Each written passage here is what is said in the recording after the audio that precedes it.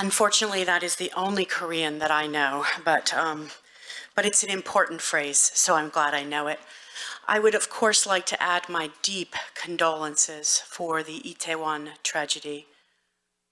These things are never easy, and they always fill our hearts with sadness. But the only thing that I can offer is they also highlight the power of volunteers, and they highlight the power of people to always want to help in situations. So my deep condolences to the country and to all of the suffering families. I am so very inspired by what I see in this country. Someone told me when I first arrived that Korea, about 10 or 15 years ago, was maybe a first follower in volunteering, but that now you have become a transformational leader. And the people that I have met this week and the stories that I have heard this week literally fill me with that confidence and that respect for where you are in this. You are truly that transformational leader that is leading global volunteering. And we'll hear some of these stories as I begin my remarks. Before I do, I would love to thank the dynamic, the fantastic, and the wonderful Mi Young-kwong, CEO of the Korea Volunteer Center, and her team, who have worked so very hard to pull this event off. My incredible praise to you. So I'm going to begin just very briefly with an overview of my organization. You can see the mission of IAVE there. It is really centered on helping volunteer leaders through advocacy, through leadership development, and through knowledge development. And what I'm going to take you through here is in that knowledge development piece. It looks at a research project that we did, that IAVE did last year, that looked at national volunteer leadership organizations like the Korea Volunteer Center in over 137 countries, because we wanted to know that how these entities, how these volunteer leadership organizations were succeeding during COVID-19, what issues they had, what problems they had, and how they were coping with this pandemic. We like to say that it isn't just about COVID-19, right? We also have to remember that we are simultaneously going through a climate crisis and the issues of global inequality that are now really rising up and confronting us. And as Ms. Lee so aptly said, we also have a fourth here, and that's the issue of disconnection.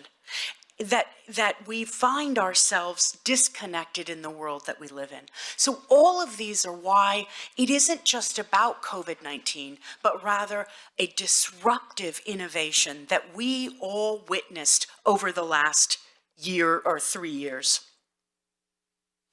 Here are some words that really just describe that. I'm not going to read it, but because we all lived through it.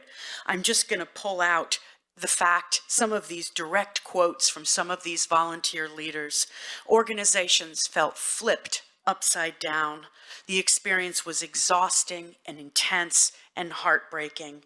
From Hong Kong, this notion of fear and panic buying, and the fact that underprivileged groups were not getting the services that others got.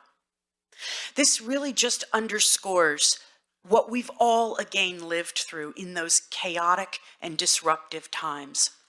So during this research, as I said, we interviewed over 137 organizations from 137 different countries.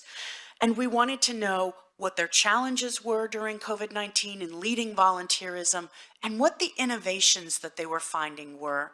And what we found that they became what we like to call transformational leaders. So they didn't just find out how to survive, but they found out how to thrive during this multi-pronged chaos that we all lived through.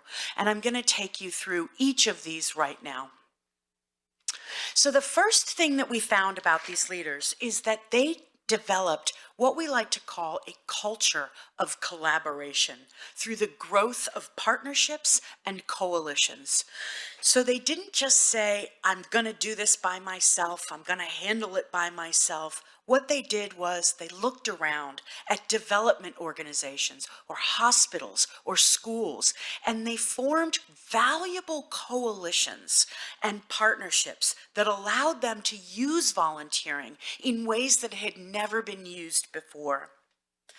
The other thing that came about in terms of coalitions and partnerships is that volunteer leadership organizations took this opportunity to educate government and to educate the private sector about the role of volunteering. Now, I get a sense that in Korea, you have really wonderful connections between government and the private sector. But remember, this study is what's happening globally. And many other countries really struggle to get governments and private sector to understand the value of volunteering.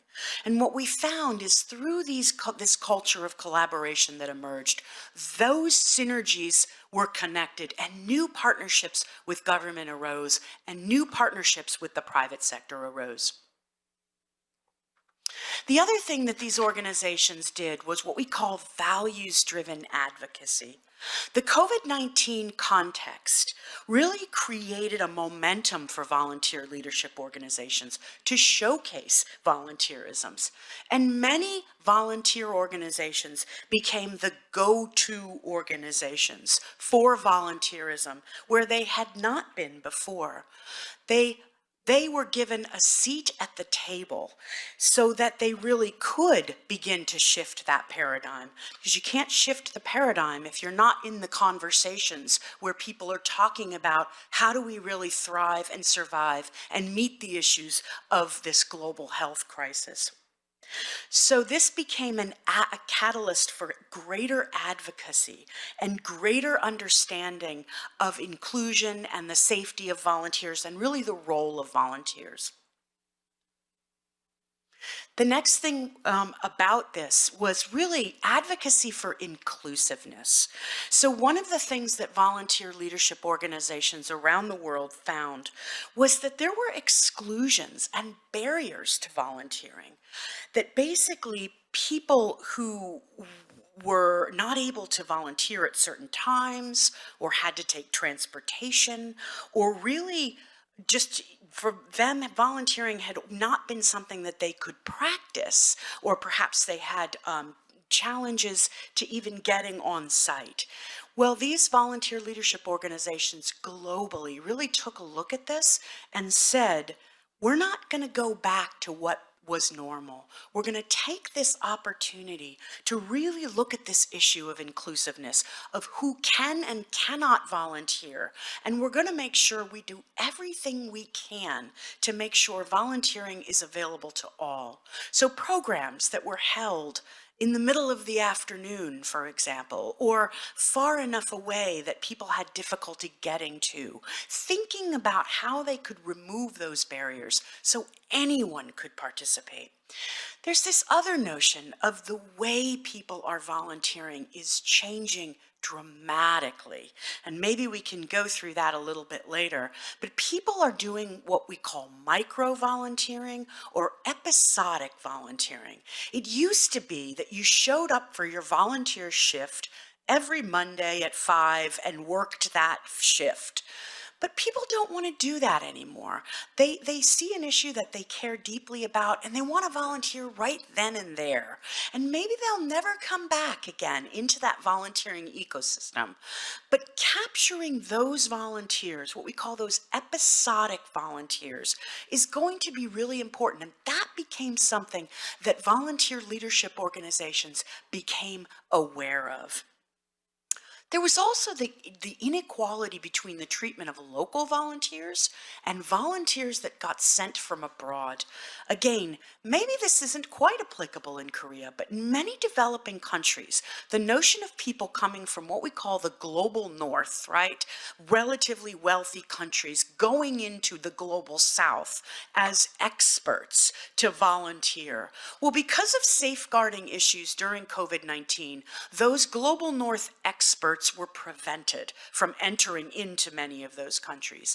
But what happened was spectacular, because for the first time ever, those global south volunteer leadership organizations got the recognition and attention they deserved from their own governments.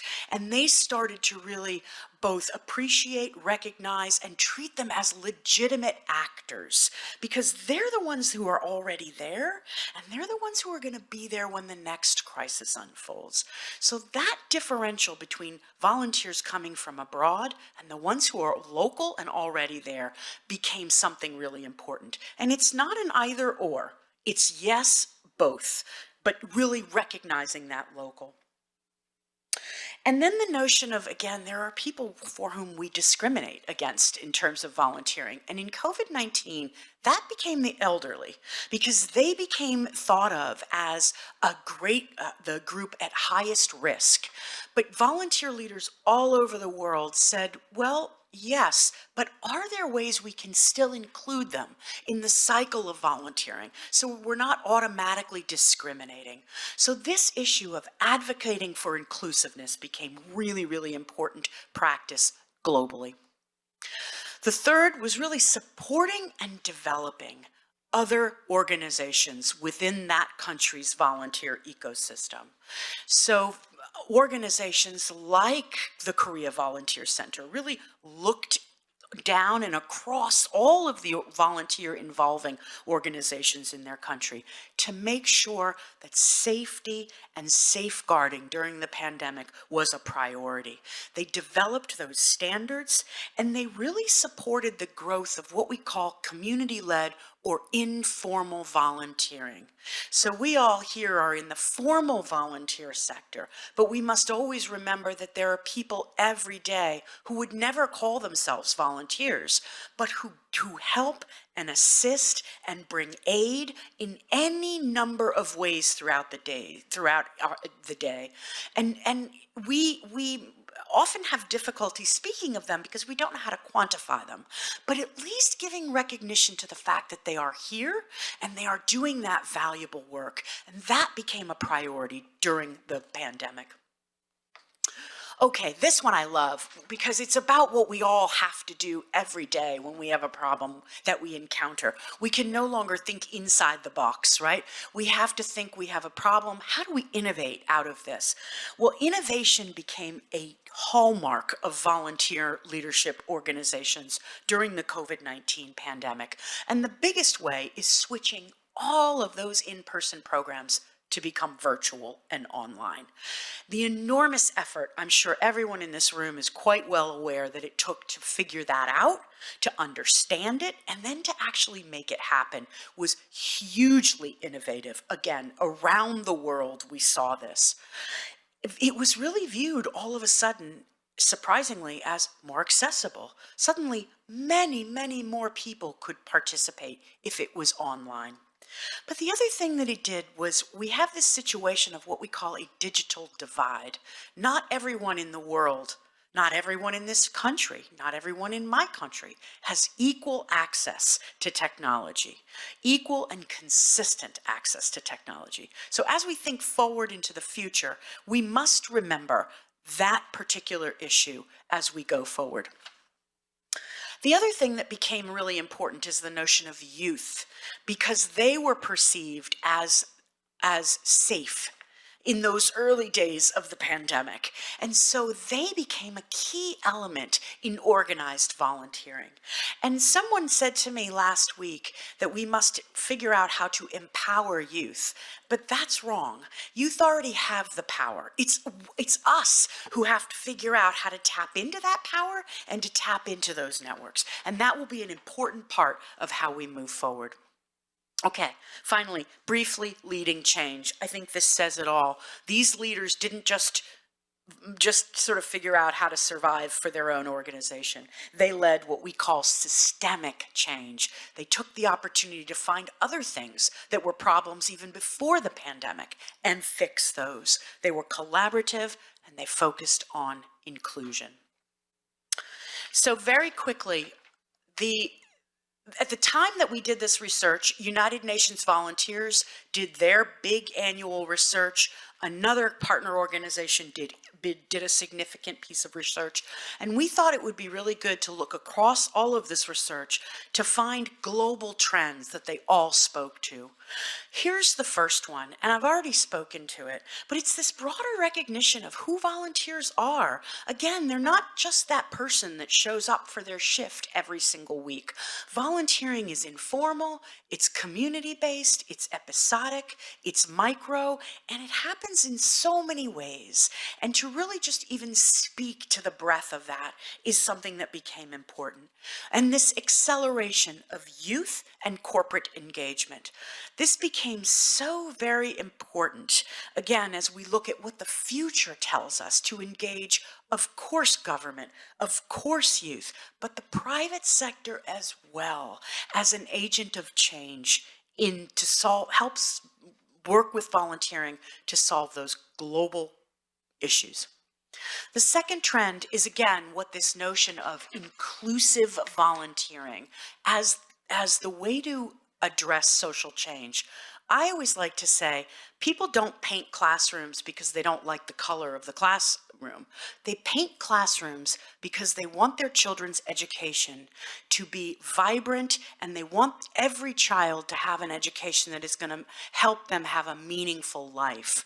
And what we are now doing is really connecting volunteerism with this notion of social change and attacking these issues that are big problems, and we mustn't be afraid to really make those connections. Okay, very quickly. Global trend, the third global trend we spoke about technology, understanding that it is blended. It isn't going to be just all virtual or all not virtual, but it's going to be this notion of both that we carry forward into the next iteration of life beyond COVID. Global trend number 4, again, I've already talked about this, deeper government and private sector volunteering. So very important as we think about multi-coalitions that can really help us solve those big social issues. Partnerships and collaboration, that cross-sectoral, not going it alone, and really thinking about the stakeholders that really need to be around the table. And then that notion of national and transnational volunteering. And finally, the 6th global trend is really those coalitions for shared action and learning, making sure that we are supporting that enabling environment for volunteering, understanding that there are places in the world where it's not necessarily safe for volunteers. We must always make sure we're raising our voices for the role of volunteering and for the power of volunteering to change the world.